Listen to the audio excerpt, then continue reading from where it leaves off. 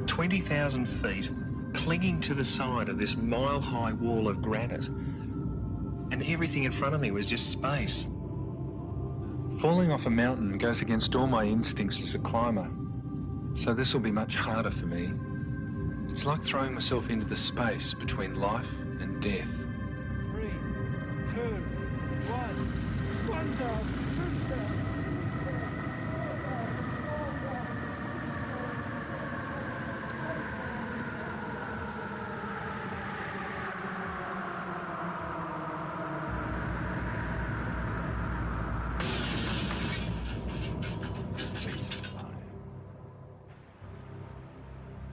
I'm Nick Fatiris.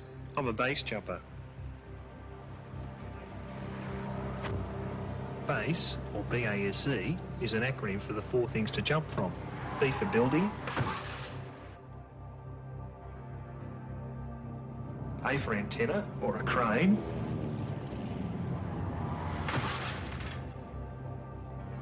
S for span, which is a bridge, and E for earth, being a cliff.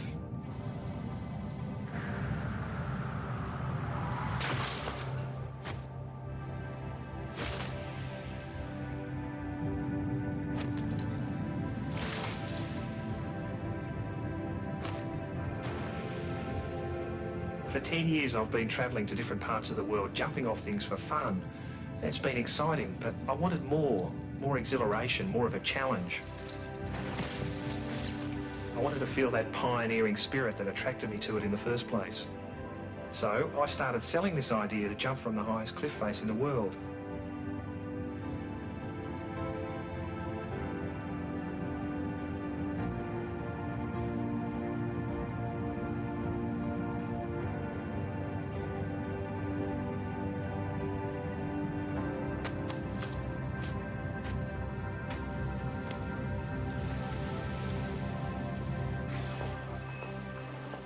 My name is Singleman.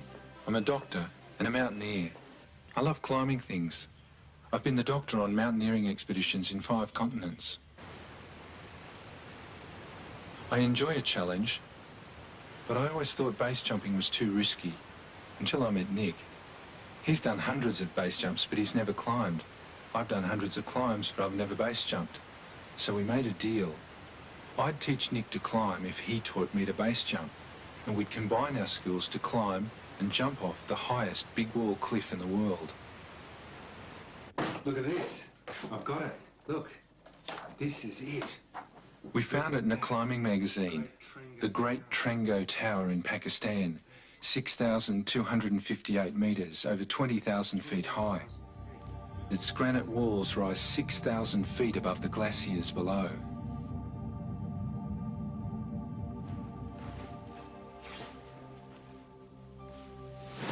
Packing for a base jump is all about making it work right the first time. Generally, there's no time for a reserve. Before Glenn can jump off anything, he must understand completely how the equipment works. I'm a complete novice at this. To me, it's a tangle of nylon and bootlaces. But I know I'll have to pack my own parachute at Trango. I'm putting my trust in Nick here. There's so much to learn.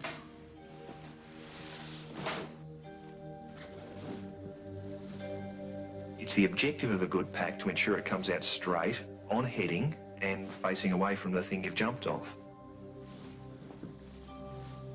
Packing for himself will force Glenn to think about what's happening every step of the way. It will force him to think about taking responsibility for himself, and that is the primary prerequisite anyone needs to go base jumping.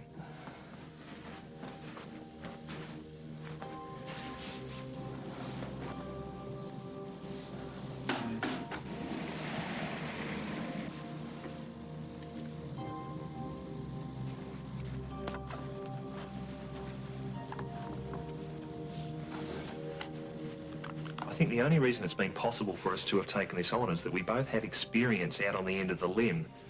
It's like base jumping is just another game to Glenn, and the mental process of dealing with it is familiar.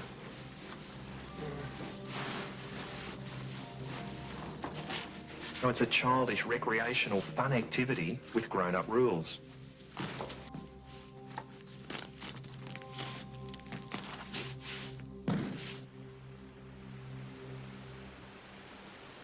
I've spent several years in the US jumping off anything and everything because there are more big things in the United States to jump off than anywhere else in the world. But one day each year, the New River Gorge Bridge closes for the Bridge Day Carnival, and hundreds of base jumpers come to do their thing from this 900-foot high structure. 3, 2, 1.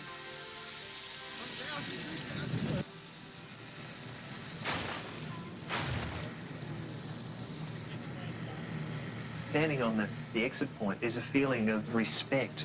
Respect for the object, respect for the equipment, just respect for life. And then this visual just explodes into view. Then the parachute opens, and then it's elation. There's a problem then. This incredible aggression takes over. That's how I've trained myself. It's like the parachute is trying to beat me, and there's no way I'm going to let it hurt me.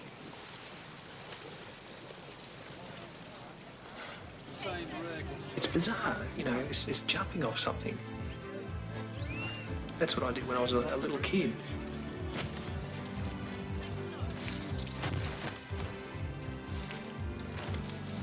It was almost a feeling of I've played a game with this structure that is so powerful. It could potentially take my life. And I can remember thinking of Superman. I feel like Superman. I can do anything. Splat. Death. Yeah. That was great.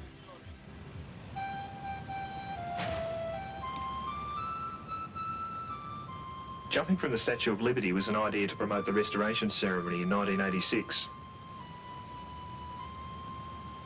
They said no, but I did it anyway. I work in the emergency ward. Adventure sports like climbing and base jumping seem a long way away from hospitals and medicine, but there are some similarities. Emergency medicine is adrenaline charged. It's really an adventure in medicine and great preparation for the uncertainties of expedition life. I think the fear of falling is like the fear of needles. The idea is worse than the reality. I've seen so much death in my life that it's just another thing that happens when I do a shift at the hospital.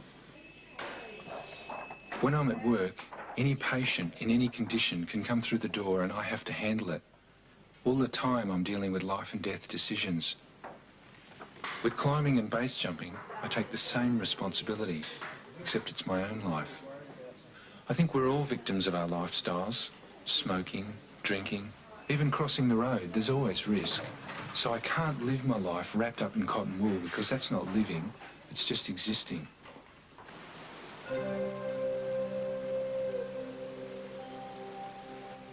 When I finished medicine, I felt pretty sure of myself. Then another doctor took me down the canyons in the Blue Mountains and a whole new world was open to me.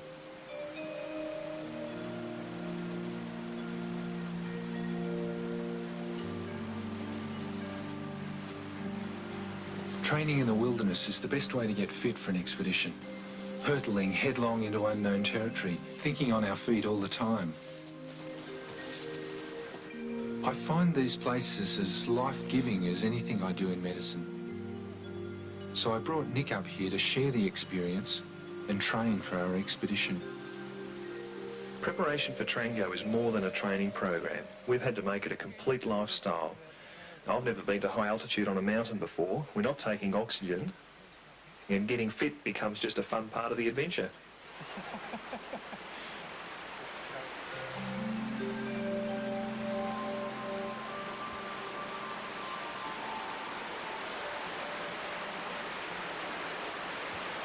Glenn, this is the closest we're ever going to get to simulating the real conditions, the real thing in relative safety. Don't dive off, punch your chest out. Do it aggressively. When we get there, adrenaline, knees will be knocking, and we want to be in control of that. I mean, you know, you've got it all. Let's do it. Can I have a stupid question? Yep. What if, when we go off the wall, I go head down? Why will you go head down? Okay, if you go head down, follow through with it. Okay, follow through with it. Don't dive and start, you know, flailing your legs. Keep your shoulders level to the wall. Even if they're head down, as long as they're level, the parachute will probably still open straight. If they're dipped this way, you'll have a problem, right? But punch your chest out. To prepare for a big wall base jump, I have to overcome my fear of falling. Will be shaking too. We'll all be jelly. Yep. Do it. Okay. Okay. So Nick took me to a 130-foot high bridge and told me to jump off Ready. without a parachute. 2, 1. 1,000. Is that better? A bungee jump is like a ride in a fun park. You just hang on and get scared. But with a base jump, you are the ride. And if you don't keep yourself on the rails, you'll die. 1,000, 2,000, 3,000. So this is the safest way for Glenn to practice launching, which is the most critical part of the jump.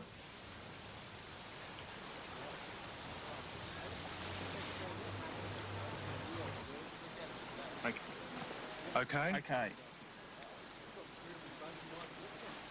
Loudly. Ready. 3, 2, 1. That jump was like screaming on the inside. My eyes rolled back in my head. I couldn't see anything. My stomach was in my mouth. It was a lot harder than I expected. Glenn has to learn not to go head down or into a somersault. He must be straight and level at the point of opening to allow the parachute to come off his back cleanly, or it could wrap around him and not inflate. 5, 4, 3, 2, 1. I practiced another 7 times that day to get my body position right.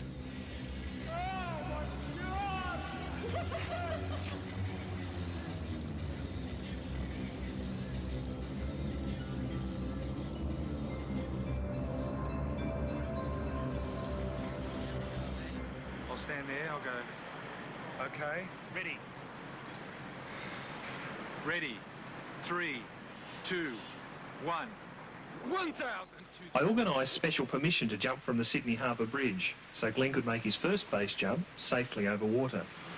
The only thing I'm going to do is hold your parachute to make sure that it comes out. Then all you have to do is just think about connecting with the rear risers of the parachute to keep it straight. It's a dangerous activity. It's an unnatural thing to do. It's a denial of everything that you've ever learned about looking after yourself. And sure, I'm scared.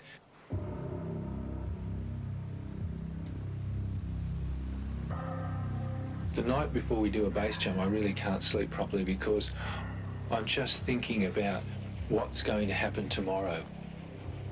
Will I perform the way I've been trained to perform? I try to think about the particular organs that are being affected. In that case, it was my knees. They were trembling, they were jelly, they were weak. I could hardly move them. And one of the important things about base jumping is to have a solid launch where you push off with your knees. And when your knees are banging together like jelly, it's very difficult to actually overcome that instinctive feeling and push hard. Okay.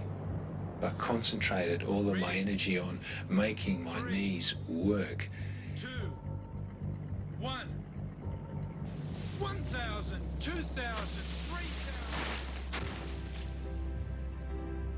And they worked.